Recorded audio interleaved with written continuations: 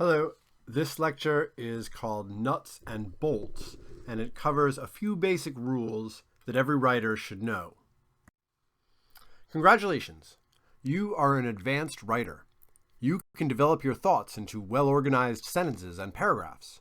You can locate, utilize, and cite academic and professional sources.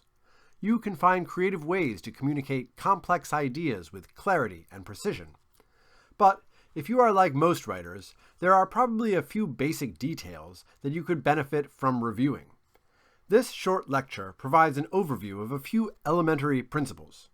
If you are already familiar with this advice, good for you. If you haven't heard this advice before, a few minutes internalizing these pointers will forever improve your writing. 1. Use the serial comma. The serial comma is the comma that comes before a conjunction in a list of three things: apples, bananas, serial comma, and oranges. You may have heard from other instructors that you should not put a comma here, and it is true that there are some styles of writing, such as the AP or Associated Press style, that do not use the serial comma. APA, however, does use the serial comma, sometimes called the Oxford comma, and so if you are writing an APA style, you should get into the habit of using it. Moreover, using the serial comma always helps to enhance clarity. This is especially the case when the serialized items are grammatically complex. For example, in order to escape the island, we had to chop down about a dozen palm trees, cut them up into evenly sized pieces of lumber, lash the pieces together into a raft in a way that gave the structure both stability and maneuverability, and work together to drag the raft across the beach and launch it into the water. So there are a lot of pieces there, and having the serial comma there helps to separate them out from one another. This is also the case in cases where there is a risk of confusion about the relationship between the elements in a series, as in the sentence, "I would like to thank my parents, Oprah Winfrey, and Jesus." Without the serial comma there could be a confusion about who your parents might be. Even in routine instances, however, the serial comma always helps to distinguish the separate items of a series. 2, and closely related. In formal writing, never end a series with etc., meaning etc. We packed rain gear, cooking tools, dried food, camera equipment, etc. This always sounds like lazy writing. If you can think of more items for the series, then list them. If the reader can get an idea from the first few items in the series what the rest of the items are likely to be, then write something like, "We packed rain gear, cooking tools, dried food, camera equipment, and other supplies we thought we might need." If you can't think of anything else to add to a list, just end the list. We packed rain gear, cooking tools, dried food, and camera equipment. 3. Use semicolons correctly. This is also closely related to the last 2 points. When series of phrases in a sentence contain commas within the individual elements, sometimes writers will use semicolons as a kind of super comma to separate the series items. John brought apples, bananas, and oranges. Mary brought grapes, papayas, and chard. And Bob brought zucchini, pears, and watermelon. This is one of 2 correct ways of using a semicolon. The other correct usage for a semicolon is to use it as a kind of soft period between 2 independent clauses. Using a semicolon instead of a period in such cases can help to express the sense that there is a connection between the 2 independent clauses, as in the sentence, "I like Sally, she was always good to me." Note that this only works if the groups of words on both sides of the semicolon could stand alone as complete sentences, i.e., if you could replace the semicolon with a period. If this kind of semicolon does not pass the period substitution test, it is incorrect. For example, "I like Sally, semicolon, and also Mary." No good. This should just be, "I like Sally and also Mary." 4. Watch out for punctuation around quotation marks, especially at the ends of quotations.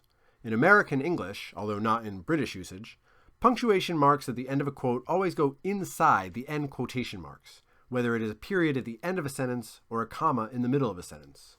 As in these 2 examples, "I said hello, hello I said." Notice in both of those cases, the period or the comma go inside the end quotation marks.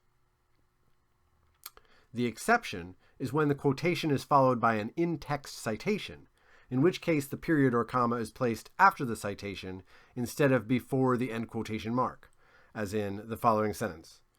Shang, Cao, and Ma, 2017, report that, quote, the exact mechanism by which temperature-dependent AS modulates the onset of flowering is poorly understood, end quote, page 432, period. This may seem like a small detail, but it is one of those seemingly insignificant nuances that can make a big difference in how professional-looking your writing appears. 5. Avoid abbreviations in formal writing, especially for months, September instead of sept, and state names, Connecticut instead of kt. Abbreviations for units of measurement are acceptable, but a good rule of thumb for abbreviations is, when in doubt, spell it out. If you are writing about something that can be referred to with an abbreviation, i.e. the American Psychological Association, APA, the Wechsler Adult Intelligence Scale, WAIS, or the Department of Social Services, DSS, write out the complete name with the initials in parentheses the first time you refer to it, and then you can use the initialism thereafter. 6. The rule for writing numbers in APA style is very simple. Numbers less than or equal to 10 get spelled out, whereas numbers greater than 10 are written as numerals.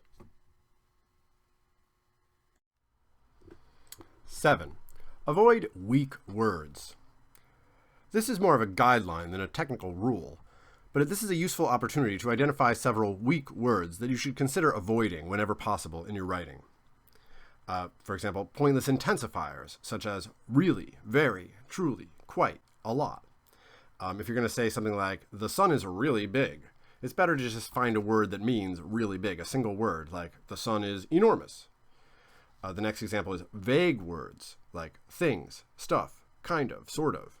If you're going to say something like, we brought many things on our trip, it would be better to say, we brought many supplies on our trip. That's a lot more specific, and it makes the reader do less work to figure out what you mean. There are a lot of subjective expressions that people use in writing that they're better off avoiding, like I think, I believe, I feel, in my opinion. If you're going to say something like, I believe that hurting people is wrong, it's much stronger to simply say, hurting people is wrong, and then the idea that you believe it is implicit in that statement. There are also a lot of folksy ways of referring to time that people use in writing, like nowadays, in this day and age, back in the day. These are very informal, and they take away from the professionalism of a piece of writing. So if you're going to say something like, nowadays, many people live their lives online, it sounds much better and more professional to say something like, currently, many people live their lives online. And finally, there's a lot of, you want to avoid slangy shorthand, and my particular pet peeve in this regard is the words pro and con. There are a lot of better words for pros, like advantages, benefits, arguments in favor of, positive consequences, upsides, and there are lots of better words for cons, disadvantages, drawbacks, arguments against, negative consequences, downsides. So use these words instead of pros and cons. These suggestions might sound nitpicky, but mastering these simple rules can make an outsized impact on how your writing appears to a professional audience. Clear, accurate writing communicates authority and credibility. When your writing adheres to these principles of usage, your ideas have the best chance of being respected and taken seriously.